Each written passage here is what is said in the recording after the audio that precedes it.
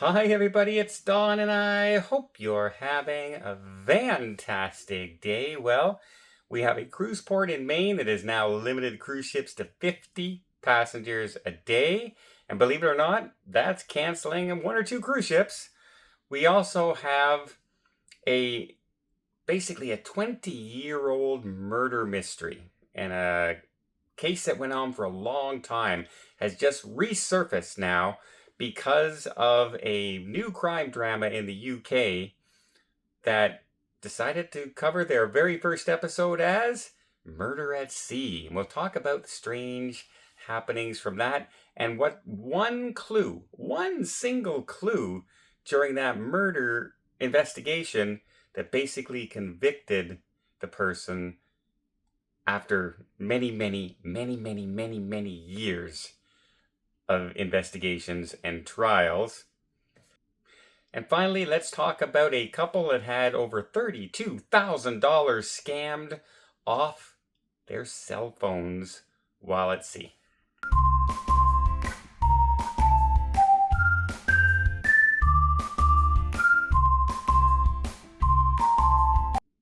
So first off, let's talk about Belfast, Maine. Belfast, Maine, it's a very small town. It's known for antique shops. It has about a mile and a half of coastline. It's a really nice border walk along the water.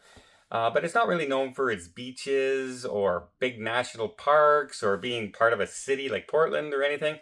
So, they have decided there that they are going to limit cruise ships there to 50 passengers.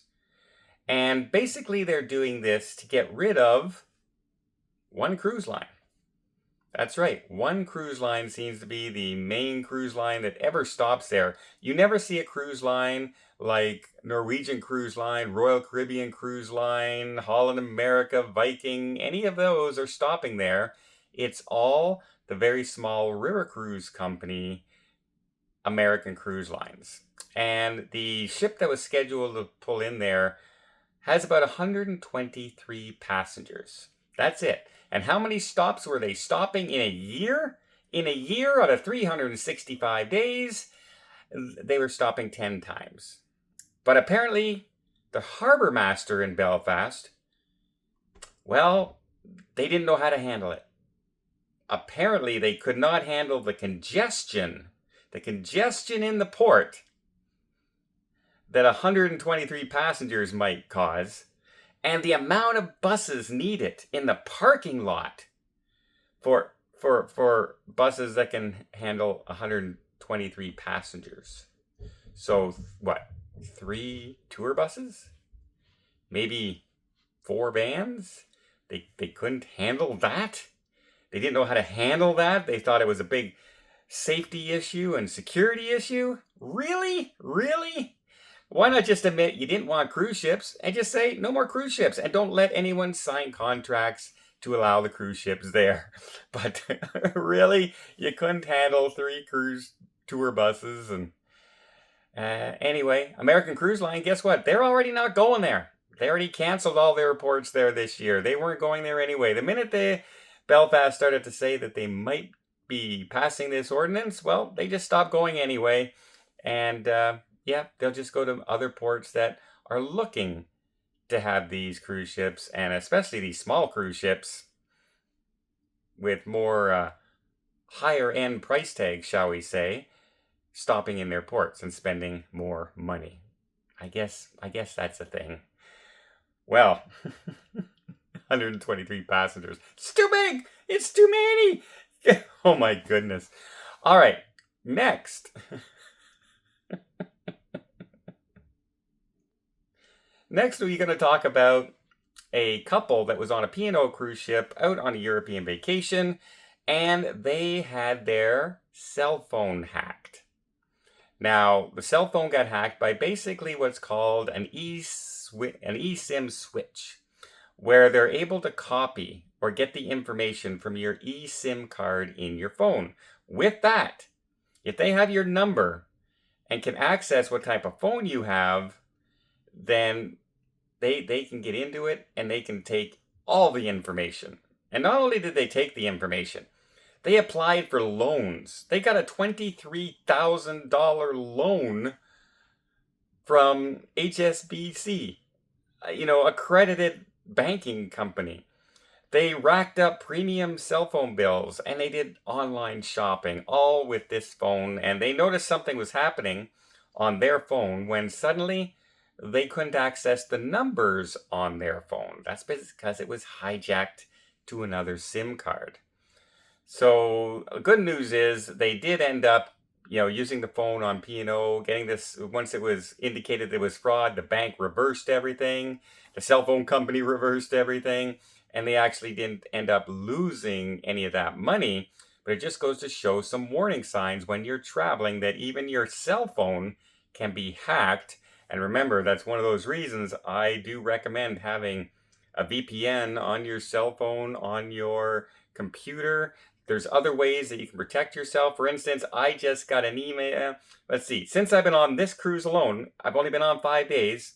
I've had 2 emails. One saying, Dad, my phone got wet and it's no longer good. I need your help to get a new phone so I can call you. I'm calling you on my friend's iPad. No, you're not. Second one was, hey, what's wrong? You're not answering me. It's, you can tell when you open up those messages that there's no history there. There's no history of your conversations there. So, and my kids would not say, hey, Dad. They would say, hey, Dad, it's blank. So they would tell me their names. So those are some things you can do to keep an eye out for. Just don't answer those emails at all. Another thing you should always do is 2-step verification, but don't have the verification go to your phone.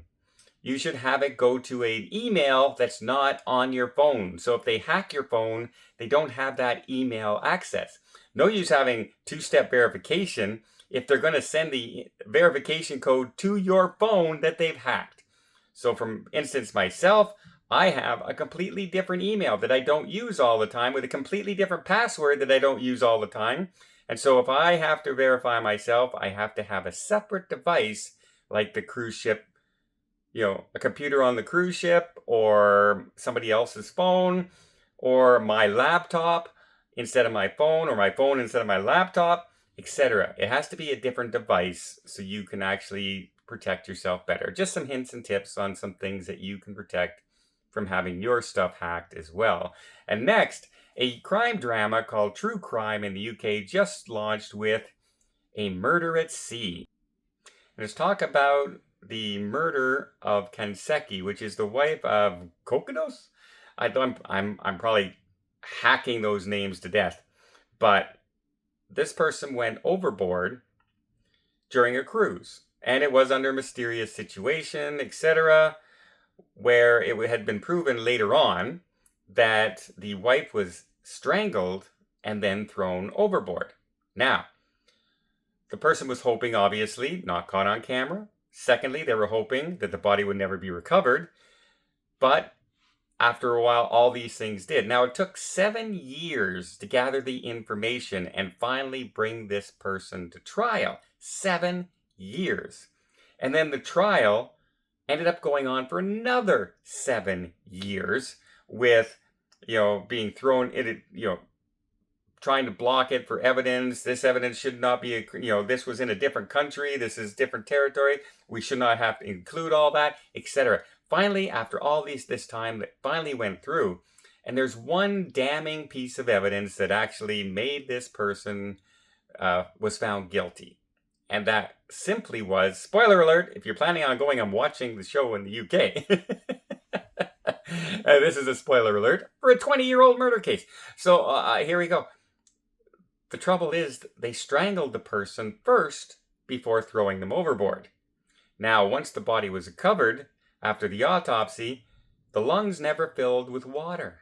That's because the person wasn't breathing. So they were able to determine that the victim had already been deceased before going into the water, which basically, because they saw the person being, on the cameras from the cruise ship, the witnesses that were going on with the arguments, etc., and some other extenuating circumstances, they were found guilty. But also, during that time of the 14 years, the person who was found guilty had also been charged twice with trying to solicit bribes during that time to different members of the court system, and one trying to solicit a jurist during this time. So they were not making themselves look any more innocent at all, and obviously the person is finally locked up in jail where they belong. But it just goes to show you how long sometimes these court cases can take. And yeah, I guess one little slip up, and that's all it takes for them to jump on the evidence and convict you. Keep that in mind, all you ne'er-do-wells out there. Well, there you go. What do you guys think? Do you keep your security in your phone very, very tight? Do you use your phone in port all the time? It can be very, very dangerous. Well, I hope you appreciate this video. If you did, please give it a thumbs up. Want to see more tips, more tricks, more travel vlogs from around the world? Hit that subscribe button. Until next time, have yourself a safe and a great vacation.